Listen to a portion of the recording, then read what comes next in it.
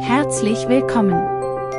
Heute werden wir einen Blick auf das deutsche Alphabet werfen und lernen, wie die Buchstaben ausgesprochen und geschrieben werden.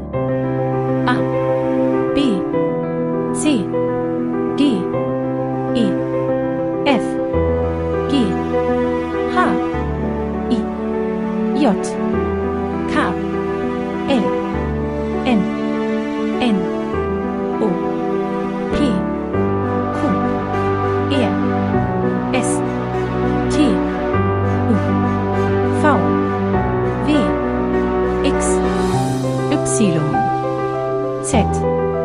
Jetzt schauen wir uns einige Besonderheiten an. Ä klingt wie das E.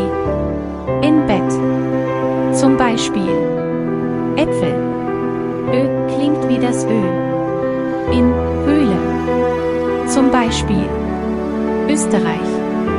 Ü klingt wie das Ü. In Büro. Zum Beispiel über.